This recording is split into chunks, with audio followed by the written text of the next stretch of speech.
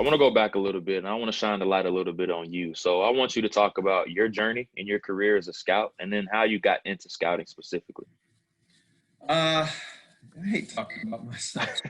Um, yeah, just me personally, the only benefit I had was growing up. I knew I wanted to do this from the time I was like 6 or 7 years old. I really did. And that's why, just watching the draft, growing up as a kid, something about the team building part of it. My dad was a coach. I never really got bit by the coaching bug. Just watching the draft, even as a little guy, it just fascinated me, just the whole team building part. And that's why I feel like everyone in the industry owes Mel Kiper, a gratitude, man. He built this thing. He built what the draft is and the draft process is. So people ask how I get into it. That's the only advantage I had, was I knew what I wanted to do from the time I was little. And then I just had a singular focus moving forward. So, had an opportunity out of college to go to Green Bay. Back then there weren't any opportunities in scouting to like entry-level jobs to get your foot in. The only way to get your foot in the door was through PR. So I knew that. So got a great opportunity there. Was very lucky to get my foot in the door in Green Bay in '96. Just happened to be the Super Bowl year, which was a really cool year to be around the team. Knew I wanted to scout, but, you're there in the building for a reason. So, busted my butt on the PR side. And then when I did have a free second, I'd go kind of harass those guys in the scouting department and ask, ask those guys to let me watch tape with them. And that was a cool staff. There was 5 future GMs on that staff besides Ron Wolf. And 2 of the pro guys, and there were young guys at the time, John Schneider and Reggie McKenzie, shared an office.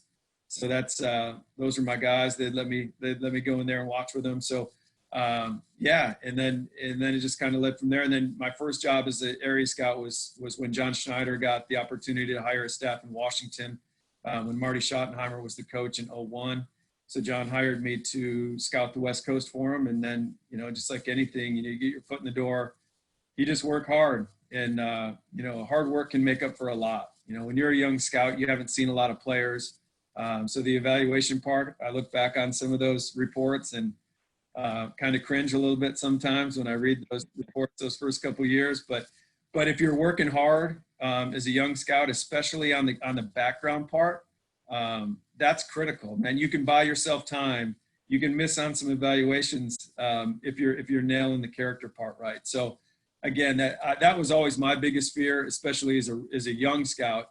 Trying to get my feet under myself, was I was the only one going through the schools, 2, 3, 4 times in the fall. Like nobody else was going to do that. A lot of guys in that building that could throw the tape on and watch the tape, but nobody was going to go through Columbus or Ann Arbor or South Bend 3 or 4 times in the fall. That was on me. So my biggest fear was, we draft a player and we get him there, and then I go back, go to training camp. Nobody knows that player yet. They're trying to figure out the rookies, in training camp and everything. And they don't really know them as people going through a full season. What's this guy going to be like the season? My fear was I go back out to the facility for December draft meetings, and one of the coaches or the head coach comes up and like, Jim, this guy's nothing like you said he was going to be. That was always my biggest, that kind of drove me. Like I was always fearful of that moment. And thank God it never happened. So, yeah, man. So that was kind of my journey. You get in, you work hard, and then I went from that 1 year in Washington kind of blew up on all of us. We went 8-8. I felt personally Marty Schottenheimer should have won Coach of the Year that year, going 8-8 with a roster that we had. John completely tore that thing down and tried to build it back up in 1 year, and did a great job. He had a lot of great pieces, but for whatever reason, Marty got let go and John got let go. So then I ended up in New England the next year, and had a good run in New England, and then went to Kansas City, and was there 4 years, and then went to Seattle for 5. So, and then this job presented itself, and it was just too good of an opportunity for me to pass up. We've been living in Mobile, Alabama for 12 years. It's my wife's hometown. This job, the scouting job, is one thing when you're a single guy with no kids. It takes on a whole different dynamic when you're married and you got kids. And my kids were growing up, and you're on the road 200 nights a year, and you're missing a lot. So this job afforded me to still do what I love to do, which is evaluate players and actually do more than I was doing as a scout, but still be there for all my kids.